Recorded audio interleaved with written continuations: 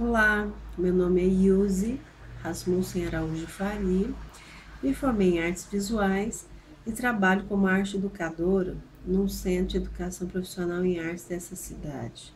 Atualmente, sigo como aluna do curso de especialização em arte intermediática na UFG do Polo de Inhumas.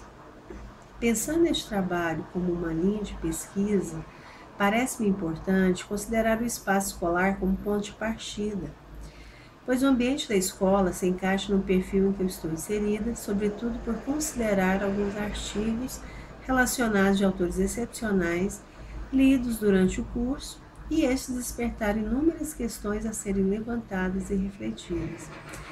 Considero oportuno repensar o uso da tecnologia nessa cultura digital por parte de educadores frente aos conteúdos consumidos pelos alunos e dar preferência a posturas mais críticas para conduzir com segurança os desdobramentos pertinentes, assertivos e relevantes desses processos de ensino-aprendizagem envolvendo a tecnologia.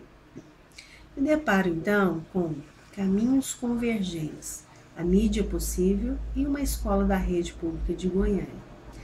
Tema este que foi construído partindo de depoimentos de profissionais da rede, de experiências pessoais no campo da educação, frente à cultura digital.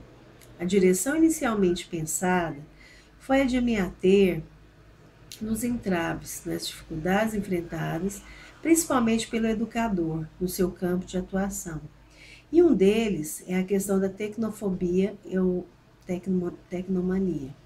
A princípio, esses aspectos pareciam ir de encontro a toda uma inquietação coletiva no que tange ao uso do recurso tecnológico na educação, com abertura à cultura digital. Mantive o intento de abordar estes pontos por me identificar de certo modo, considerando minha experiência e a de outras colegas com perfil levemente tecnofóbico em sala, e nas informações que contribuíssem para melhorar a nossa relação com as inúmeras mídias disponíveis dentro da prática cotidiana.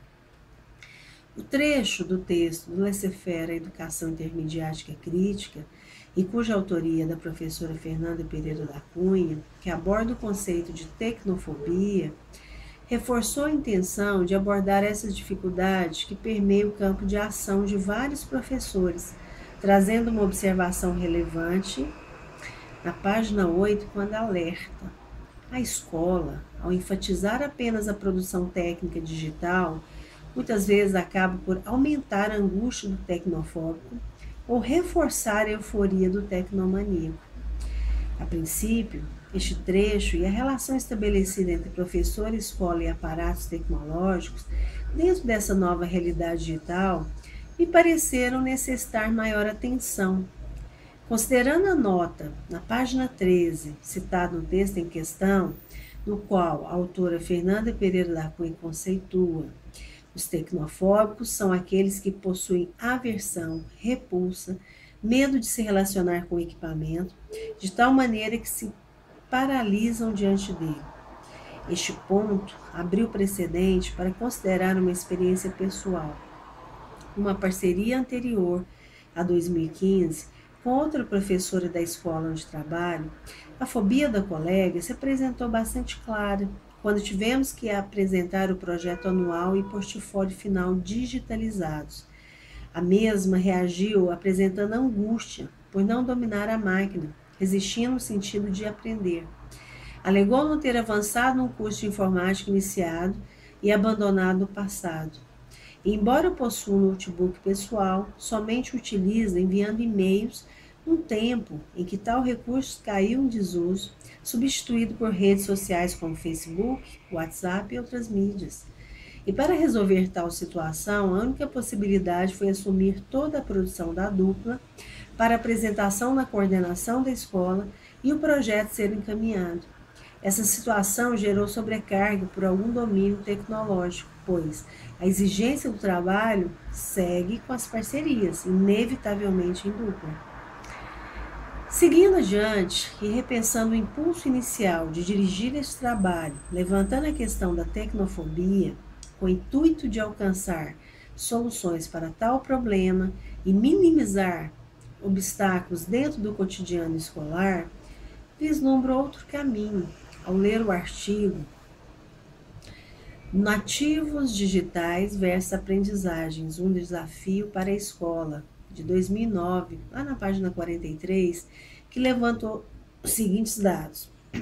A revista de abril de 2009, realizada pelo jornal Folha de São Paulo, com diretores de escolas em 9 estados para avaliar a utilização dos laboratórios, revelou que a maioria relata subutilização de equipamentos, seja por falta de conhecimento técnico do professor para orientar os alunos, seja porque as máquinas estão danificadas ou são insuficientes.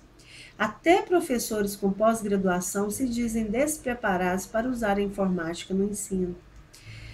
Fomentou o meu território mental no sentido de perceber a tecnofobia como um malefício bastante pessoal e individual, embora compartilhado por vários profissionais, incluindo os professores. E as soluções para essa situação no âmbito das fobias, da saúde, requerem uma busca bastante específica, envolvendo tratamento e principalmente exposição de ordem íntima para sanar tal incômodo incapacitante ou que torna-se entrave quando o assunto envolve o uso da tecnologia no contexto do trabalho. E que as tecnofobias e o tecnoestresse, visto no artigo Tecnoestresse, entre o fascínio e o sofrimento, de 2009, na página 62, de autoria de Hilda Alevato, com a seguinte explicação. Mesmo sem contar com uma definição única ou aceita por todos os estudiosos do assunto, tecnoestresse poderia ser considerado genericamente como um conjunto de sintomas, uma espécie de síndrome, associada ao excesso de informação e demandas psíquicas e a uma dependência grave das ferramentas tecnológicas. Então, essas situações, elas são específicas e geram posturas paralisantes. Contudo, agregam um todo neste amplo contexto de fatores que dificultam a adesão tecnológica no mundo da educação. Se repensarmos o todo, os entraves se convergem para o mesmo ponto. Com ou sem fobias, com ou sem equipamentos tecnológicos, existe algo que torna-se um obstáculo na coesão à cultura digital. Alguma motivação por mudança no olhar nos paradigmas enraizados. E para justificar esta linha de reflexão, ao buscar informações, me deparei com uma realidade no qual existem questões como escolas bem equipadas, com a mencionada adiante, porém pouco utilizada pelos docentes. Professores que resistem por inúmeros motivos, dentre eles pouco interesse, fobias de ordem tecnológicas, rotinas que extrapolam e geram desgastes físicos e mentais, e algo que me chamou bastante atenção, a falta de estímulo dos professores. Então, minha pesquisa acabou por seguir o caminho de levantar os aspectos estimulantes, motivadores frente à nova realidade tecnológica, para, enfim, alcançar outro patamar no qual auxiliem a classe docente a superar a própria dificuldade e encarar este novo contexto com mais segurança e envolvimento. Busco suporte em artigos, depoimentos que comprovem a eficácia quando ocorre a abertura para a prática digital e seu uso no contexto escolar. Partindo deste pressuposto, parece-me relevante a tarefa de buscar dados contundentes no contexto da escola. Tal caminho escolhido foi reforçado diante da experiência atual na Escola Municipal Itamar Martins Ferreira, na cidade de Goiânia, sobre os aspectos que trazem resultados satisfatórios com o uso das tecnologias nas aulas de arte e história, considerando depoimentos das professores dessas áreas, com algumas experiências iniciadas neste campo da tecnologia, aliada à aula e à escola como um todo. Para complementar este tema, há que se levantar alguns aspectos que justificam a pesquisa. Ao ler o depoimento do Dr. Fernando Azevedo, em que relembra Ana May Barbosa em seu texto, na página 4, no qual esta autora analisa que Vivemos na era Inter, que estamos vivendo num tempo em que a atenção está voltada para a internet, a interculturalidade, a interdisciplinaridade, a integração das artes e dos meios como modo de produção e de significação desafiadores de limites, fronteiras e territórios. Então, a reflexão seguiu ampla no sentido de procurar atores, contextos, todo um leque de reações, posturas proativas, assertivas, inerentes à nova realidade tecnológica e seus resultados consideráveis. Neste ponto, apresenta as experiências de campo de professoras da rede de ensino público dessa cidade, com seus depoimentos relevantes sobre o uso da informática em suas aulas e os aspectos importantes desta prática na relação ensino-aprendizagem com seus alunos e no espaço escolar. Inicio, então, com o depoimento da professora de arte Cristina dos Santos Rosa, das turmas GS, HS, 1S, correspondente às antigas sexta, sétima e oitava séries com alunos entre 11 e 15 anos do turno matutino da escola da rede municipal acima mencionada, num bairro relativamente nobre dessa cidade. Os profissionais contam a seu favor com um laboratório de informática, cujo aparato disponibilizado, de acordo com o depoimento do profissional de informática que atua neste espaço, no caso o senhor Antônio Manuel de Faria Rasmussen, cujo aparato se encontra em 2 salas informatizadas. Em uma delas, 2 TVs de 40 polegadas para apresentações de vídeos, 18 computadores de mesa, 3 notebooks, 2 datashows, 2 impressoras a laser. Em outra sala para alunos com necessidades especiais, cujo aparato contém uma impressora com cópias em braille, 2 scanners com voz auditiva, mouse com câmera embutido para visualizações do deficiente visual, teclado em braille, 2 impressoras a laser, 2 notebooks e aparatos tipo jogos didáticos para deficiência na fala e coordenação motora. Segundo afirma o profissional de informática, a utilização das mesmas ocorre com frequência por parte das professoras de arte e de história e uma pedagoga na sala para portadores de deficiências distintas. Sr. Antônio, como é chamado, considera que os demais servidores dessa unidade utilizem pouco os recursos disponíveis.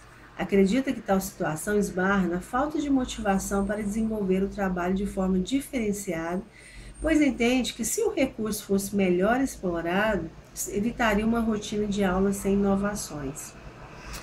Parta, então, de questões como: quais os entraves para sua utilização plena? Quais seriam os benefícios de agregar tais recursos nas aulas, no qual as professoras generosamente disponibilizaram informações citadas mais adiante, contribuindo com algumas respostas. Outro aspecto que direciona este tema está no texto Arte, Educação e Cultura, também de autoria de Ana May, quando reflete o papel da arte no desenvolvimento cultural. Não podemos entender a cultura de um país sem conhecer sua arte, sem conhecer as artes de uma sociedade. Só podemos ter conhecimento parcial de sua cultura. Através da poesia, dos gestos, da imagem, as artes falam aquilo que é história, a sociologia, a antropologia, etc., não podem dizer porque elas usam outro tipo de linguagem, a discursiva, a científica, que sozinhas não são capazes de decodificar nuances culturais. Dentre as artes, a arte visual, tendo a imagem como matéria-prima, torna possível a visualização de quem somos, onde estamos e como nos sentimos. Contemplando o que nos relembra sobre o papel da arte nas reflexões de Ana May, a experiência da professora de arte dessa escola abordada acima, no caso a docente Cristina, aponta aspectos positivos quando há junção de arte e tecnologia em suas aulas. De acordo com o relato de experiência ocorrido no início de 2015, quando propôs aos alunos na faixa etária entre 14 e 15 anos que pesquisassem uma música do cantor e compositor Tim Maia no laboratório de informática da escola. Essa professora encantou-se com os desdobramentos que partiram de uma simples pesquisa musical, integrando um conteúdo que dizia respeito ao estudo da história da música. Durante o período de um mês, os alunos, por iniciativa própria, ampliaram os itens das pesquisas, agregando informações biográficas do músico, elegendo repertório que traziam características da soul music e ensaiaram um tema para ser apresentado no evento Dia das Mães, que todo ano acontece na escola. A professora, Cristina, relembra o fato com bastante orgulho, pois tal mudança na postura e atitude dos alunos diante das atividades rotineiras da escola normalmente ocorre de maneira menos frequente, sem tanto entusiasmo. Diante deste relato, poderia analisar que a mudança de atitude ela seguiu baseada no aspecto da liberdade da manipulação do recurso, caso a internet, e no prazer pela capacidade e permissão da escolha, partindo dos próprios estudantes. Arrisco-me a associar essa experiência da professora Cristina, relembrando o depoimento do professor Roberval Linhares, na página 5, quando reflete. É interessante que talvez em 10 segundos de música vocês já sabiam em que local estávamos. Estamos agora com outra noção importante de ethos, ou seja, aquele espírito que anima uma coletividade. Se eu colocar uma música nordestina, a gente vai perceber a diferença. Um jazz, um blues, um rock, um samba. No nosso exemplo aqui, um tango rapidamente nos remete a certa geografia, que no caso aqui eu vou chamar de ethos, espírito que anima uma coletividade. Ou seja, o que eu quero dizer com tudo isso é que a arte é feita socialmente. Neste caso dos alunos da professora Cristina, eles criaram uma expressão artística coletiva, feita socialmente. Atenderam uma solicitação social, que era o evento do Dia das Mães, e criaram partindo de uma geografia adolescente, irreverente, ethos, algo que demonstrasse a identidade deles. Seguindo para a experiência da professora de História Maria Donizete Aparecida Alves, da mesma escola abordada, essa nos enriquece, pois comprova que outra disciplina, senão a arte, pode decodificar nuances culturais quando aliada às mídias. Essa professora, que domina alguns recursos tecnológicos, tem por objetivo ir além da sala de aula, pois teve a iniciativa guerreira de criar, em 2010, um blog para a escola. O objetivo demonstrado em seu depoimento e experiência foi tentar despertar na classe docente os benefícios em apresentar à comunidade em geral o trabalho realizado no espaço da escola, envolvendo todos, professores, alunos, direção. Contudo, esbarra, segundo avalia, na falta de cultura, dentro da própria categoria, em considerar este recurso, no qual os mesmos se beneficiariam, em certo sentido, da divulgação do trabalho realizado. A mídia, neste caso, poderia tornar-se aliada, uma linguagem favorável do registro e da aprendizagem da história construída neste contexto escolar. Sua bagagem cotidiana traz recursos como a criação de um jornal, que abriu precedente para a criação do blog desde 2010, em itamarmartins.blogspot.com.br, que a mesma tenta manter atualizado, enfrentando a falta de internet que ocorre em sua casa, no qual acessa de um dos locais de trabalho, nos períodos em que está em outra escola. Essa professora, segundo afirma, lamenta a falta de maior envolvimento dos colegas, pois entende que este espaço poderia contribuir ainda mais com o trabalho realizado por todos. Entretanto, afirma que, embora às vezes sinta frustração por mantê-lo atualizado por iniciativa própria, pois inúmeras vezes, segundo conta, tentou repassar esta função. E apesar dos contratempos, pretende dar continuidade e jamais desistir do intento de envolver os demais. Intenciona deixar este legado após sua aposentadoria no final de 2015. Para fechar esse depoimento, recorto parte de um trecho do texto o computador na educação, de autoria do professor universitário, projetista e gestor de redes, José Maurício Santos Pinheiro, membro da BICSI, Outside ISC, postado em 2009 no blog da professora Maria Donizete, que contribui com as reflexões apresentadas. A presença dos computadores nas escolas é inevitável, tendo em vista que essa tecnologia se tornou um objeto sociocultural integrante de uma parcela crescente da sociedade. Tal tecnologia estimula a busca de mais informação e de um maior número de relações entre as informações, além de promover a cooperação entre seus usuários. As redes de computadores, principalmente a internet, representam um ponto de ruptura no modelo pedagógico tradicional e exigem dos professores, dos estudantes, das instituições e até mesmo da família uma mudança de comportamento com relação ao ensino e aprendizagem. Lembrando o percurso seguido até o momento sobre o cenário tecnológico em uma escola da rede municipal dessa cidade, finalizo este depoimento sugerindo que vários fatores frente à cultura digital convergem para o mesmo ponto. Há uma lacuna que pode ser preenchida com um olhar mais auspicioso para esta nova realidade tecnológica no qual estamos inseridos, professores, alunos e escola. Penso que ao mudarmos o olhar frente a este cenário, começaremos as mudanças necessárias que promovam as conexões favoráveis ao bom crescimento do universo escolar frente às interconectividades. Até mais.